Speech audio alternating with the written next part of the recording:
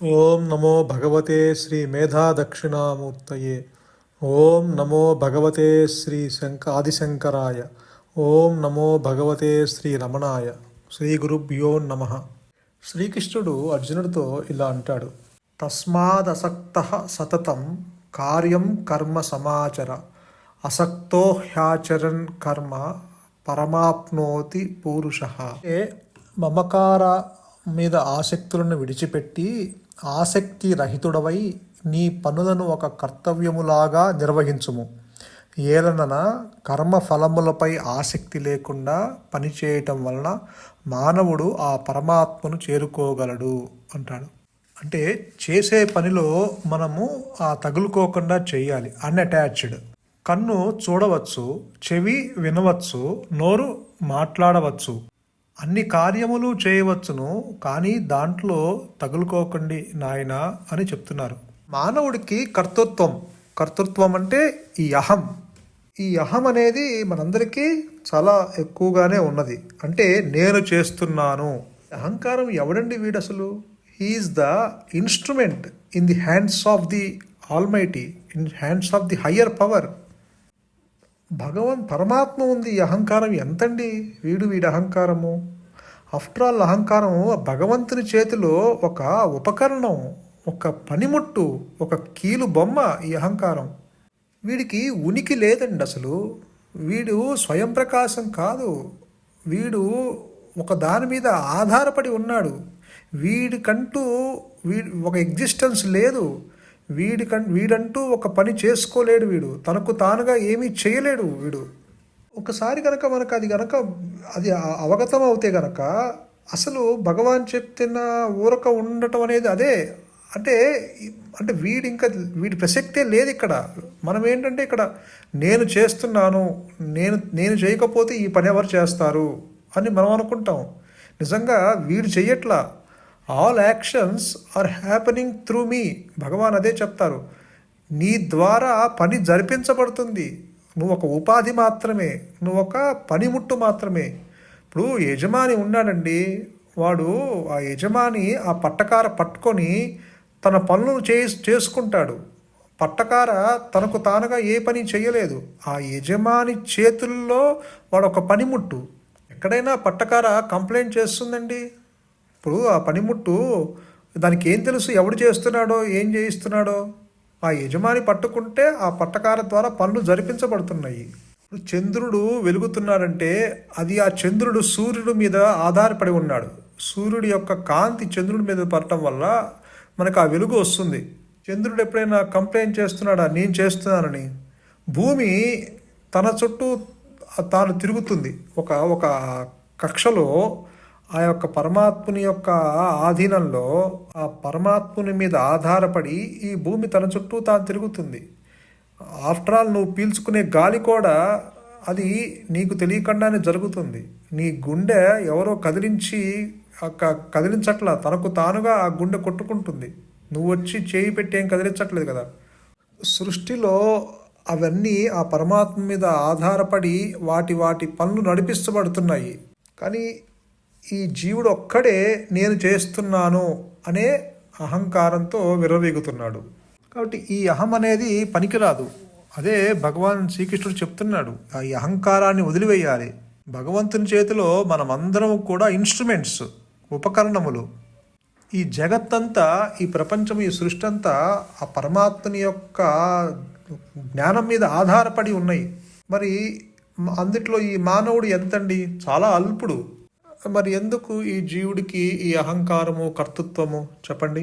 ఇప్పుడు జ్ఞానికైనా అజ్ఞానికైనా కర్తృత్వరహిత కార్యములే జరిపించబడుతున్నాయి. మీరు అనుకోవచ్చు కేవలము జ్ఞాని మాత్రమే కర్తృత్వము లేని పనులు చేస్తాడని అనుకోవచ్చు.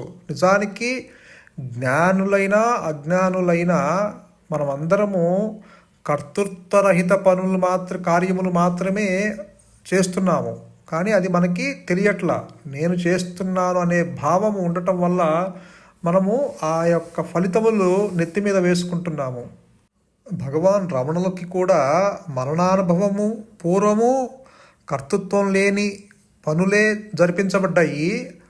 మరణానుభవం తర్వాత కూడా కర్తృత్వము లేనటువంటి పనులే జరిపించబడ్డాయి. కాబట్టి భగవానికి ఒక రకంగా మనకు ఒక రకంగా ఉండదు.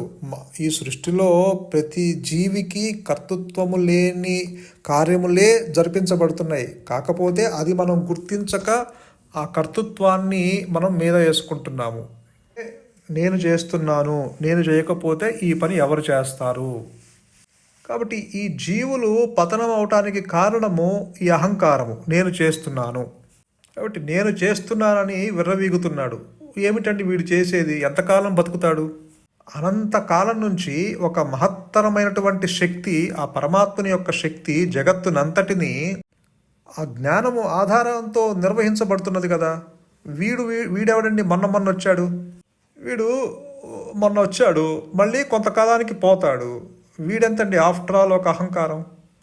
కానీ నేను అని చెప్పేసి వీడు ఎందుకు ఇంత విర్రవీగాలి? మహారాజులు ఏవేవో సంపాదించుకొని వాళ్ళందరూ కూడా అహంభావం కలిగి ఏమైపోయారండి? ఆ గర్వించినటువంటి మహారాజులంతా ఎక్కడికి వెళ్ళిపోయారు? ధూళిలో కలిసిపోయారు, శ్మశానంలో, ఆ యొక్క దుమ్ములో కలిసిపోయారు. ఏరి వారందరూ మీరు చూపించగలరా? వాళ్ళందరినీ ఉన్నారే అనుకోండి, డబ్బు ఏమైనా మూట కట్టుకొని పైకి పోయారా?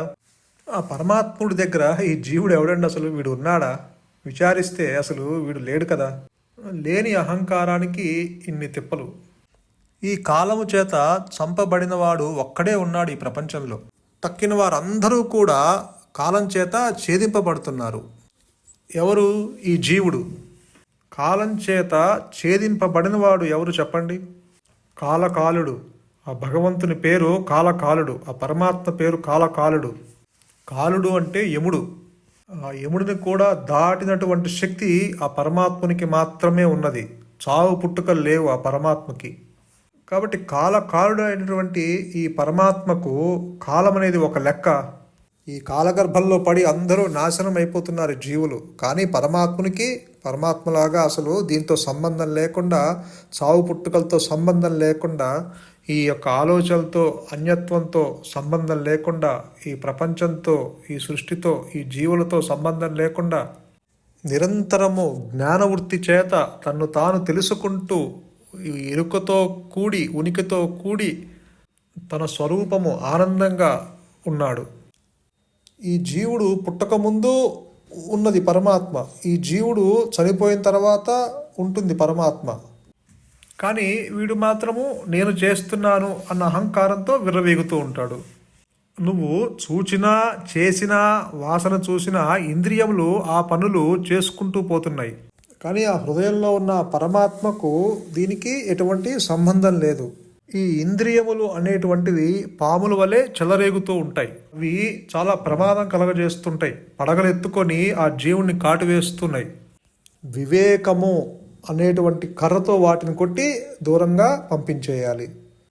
కాబట్టి వైరాగ్యంతో ఎప్పుడు ఈ మనస్సు ఉండాలి. ఈ ప్రపంచం అనేది నన్ను ఉద్ధరించదు, ఈ వైభవములు, ఈ ధనము, ఈ సంపదలు నన్ను కాపాడవు. నన్ను కాపాడేది ఏంటి? ఈ యొక్క పరమాత్మ. కేవలము ఆ యొక్క పరమాత్మని యొక్క అనుగ్రహంతో మాత్రమే ఈ అహంకారము పరిపూర్ణంగా నశిస్తుంది. ఆ అనుగ్రహము బయటెక్కడో లేదు, అది నీ హృదయంలోనే ఒక మహా వెలుగుతో తిష్ట వేసుకొని కూర్చున్నది. ఆ యొక్క పరమాత్ముడు నాలో వెలుగుతున్నాడు. కాబట్టి ఆ జనక మహారాజు కూడా ఆ యొక్క జ్ఞానాన్ని పొంది చక్కగా ఎక్కడికి అడవులకు వెళ్ళదా, లేకపోతే సంసారం నుంచి దూరంగా వెళ్ళిపోలా. ఆత్మజ్ఞానం పొంది కూడా చక్కగా ఉన్నంత కాలము రాజ్యాన్ని పరిపాలించాడు. కాబట్టి ఆధ్యాత్మిక స్థితిలో ఉండి ముఖ్యంగా మనం గమనించవలసింది అభ్యాసం. ఎవరు కూడా కంగారు పడక్కర్లేదు. జనక మహారాజుకి మోక్షం వచ్చింది, ఇంకెవరికో సాధువులకి, సన్యాసులకి మోక్షం వచ్చింది. నేను గృహస్థుణ్ణి, నాకు సంసారం ఉంది, నాకు పిల్ల జల్లా ఉన్నారు, నేనెట్లా ఆ యొక్క జ్ఞానాన్ని పొందుతాను అని ఎవరో కూడా చింతపడవలసిన అవసరం లేదు. ఇదంతా ఒక భావన అయినా సరే దిగులు పడవలసిన అవసరం లేదు. అందుకే శ్రీకృష్ణుడు చెప్తాడు, అభ్యాస వైరాగ్యములు అనేది ఆధ్యాత్మిక ప్రగతికి మొదటి మెట్టు అని. అంటే సోమరితనము, బద్ధకము ఇటువంటిది కనుక ప్రవేశించిందా ఇంక నాశనం అయిపోతుంది. ఈ ఆధ్యాత్మిక క్షేత్రంలో బద్ధకం అనేది జ్వరపడకూడదు అంటారు. అది గనక జొరబడితే ఏమవుతుందంటే ఇవాళ ఎందుకు రేపు చేస్తానులే, రేపెందుకు తర్వాత చేస్తానులే అని వాయిదాలు వేస్తూ ఉంటాడు. అప్పుడేమవుతుంది, చేయవలసిన కార్యక్రమానికి విఘ్నం కలుగుతుంది. ఇంకేముంటుంది, జీవితము అంతమైపోతుంది. ఇంకా ఏమిటి వాడు సాధించింది?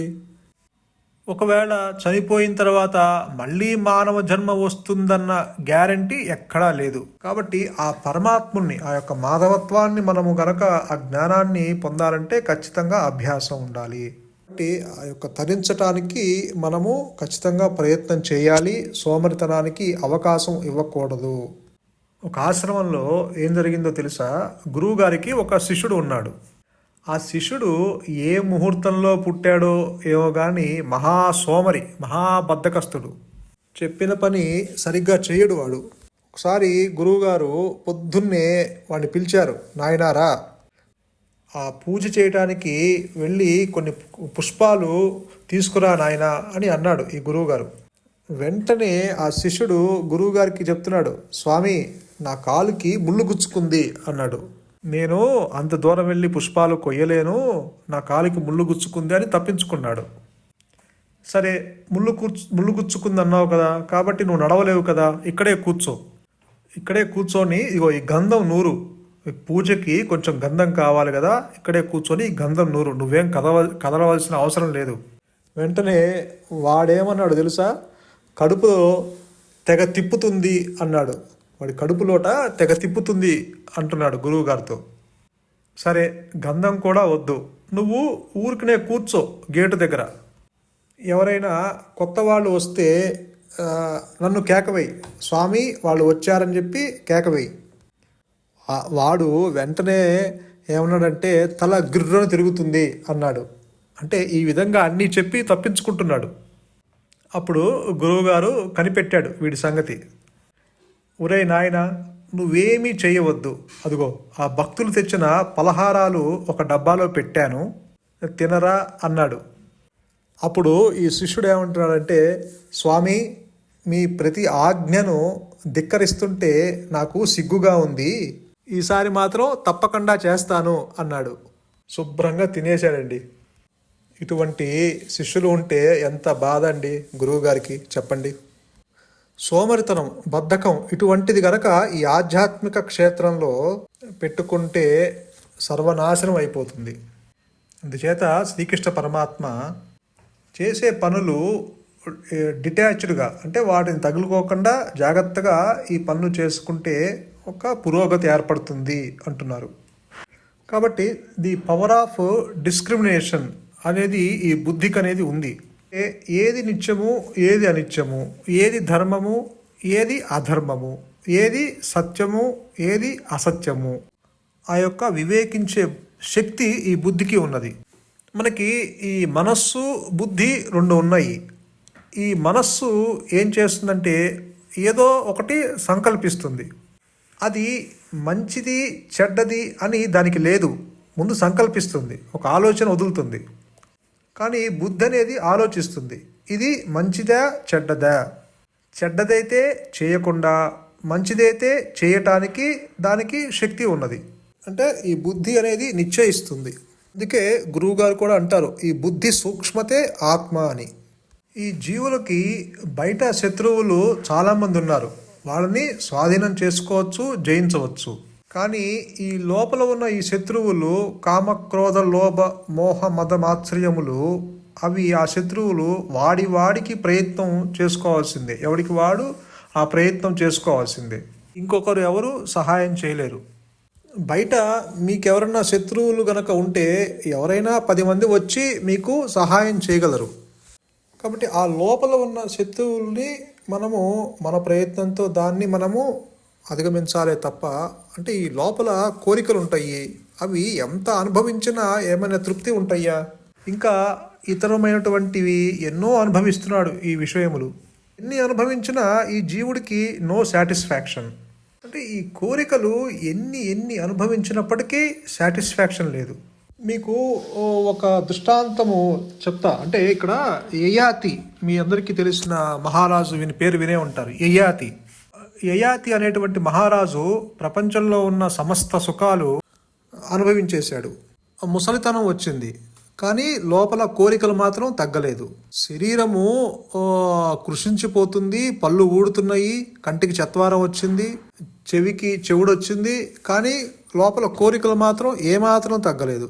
ఎవరికి? ఈ యయాతికి. ఆ యయాతికి ఒక గురువు ఉన్నాడు. ఎవరంటే శుక్రాచార్యులు.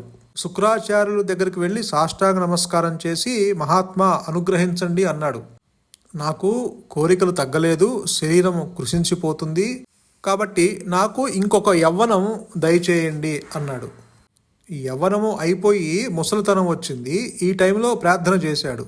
ఎందుకంటే నాకు ఈ కోరికలు తగ్గలేదు, కోరికలు అనుభవించటానికి శరీరం ఆరోగ్యంగా ఉంటేనే కదా.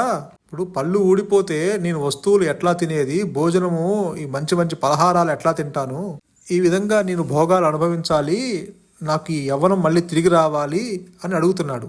శుక్రాచార్యులు ఏమంటున్నారంటే, నాయన ఇంతవరకు హిస్టరీలోనే అటువంటిది లేదు, అందరికీ ఒకే ఒక్క యవ్వనము, సింగిల్ యవ్వనమే కాదు, కానీ డబుల్ యవ్వనాలు, 2 యవ్వనాలు లేవు. బ్రహ్మదేవుడు కూడా ఆ యవ్వనం ఎవరికి, అటువంటి యవ్వనాలు ఎవరికి ఇవ్వలేదు, నేను కూడా ఇవ్వదలచలేదు అన్నాడు. ఈ యయాతి బాగా దుఃఖిస్తూ, మహాత్మా మీకు ఆ శక్తి ప్రభావం ఉంది కదా, ఆ శక్తి చేత నాకు ఇంకొక యవ్వనం దయచేయండి, కోరికలు తగ్గలేదు, ఇంకా అనుభవించాలి అని అడుగుతున్నాడు. ఆయనకి శుక్రాచార్యులకి కొంచెము ఆ యొక్క హృదయం ద్రవించి, నాయన ఇంకొక యవ్వనం మాత్రం నేను ఇవ్వను, ఎవరు ఇవ్వరు, కానీ ఎవరైనా యువకుడు తన యవ్వనం నీకు ఇచ్చి నీ ముసలితనం వాడు తీసుకుంటే కనుక, దానికి కనుక అంగీకరిస్తే ఈ ట్రాన్స్ఫర్కి నేను ఒప్పుకుంటాను అన్నాడు.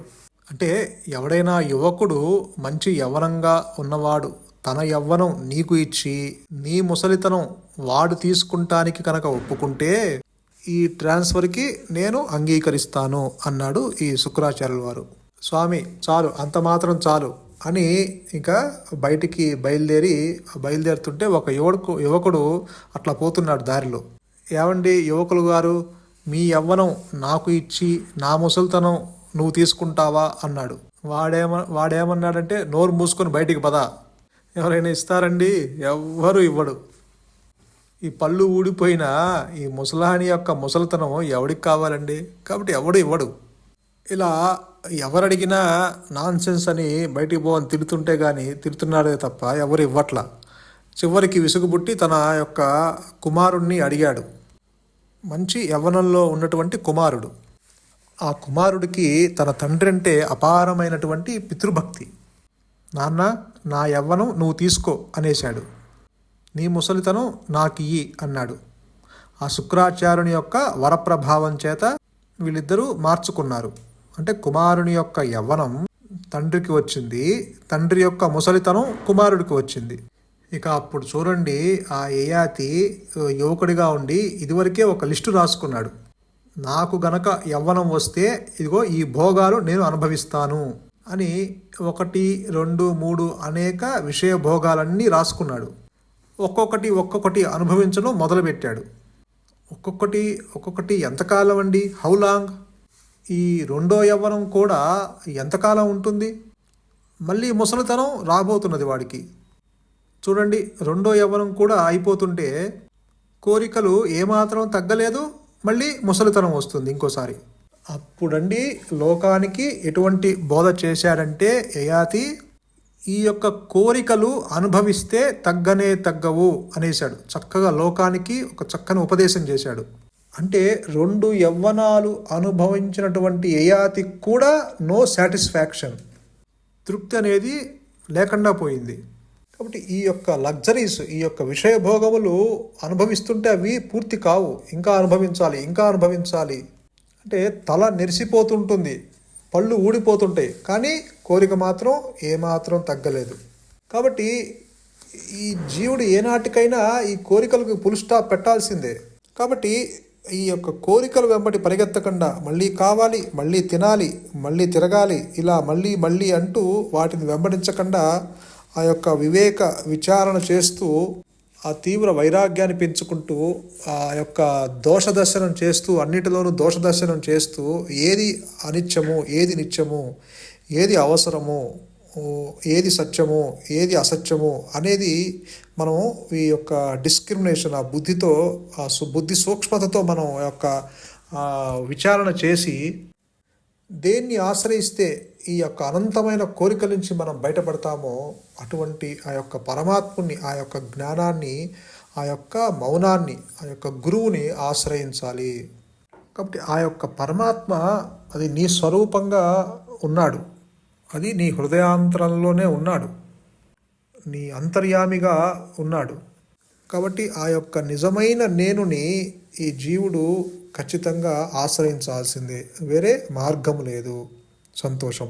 మౌనమే నీ సహజత్వం, మౌనమే శరణ్యం. ధన్యోస్మి.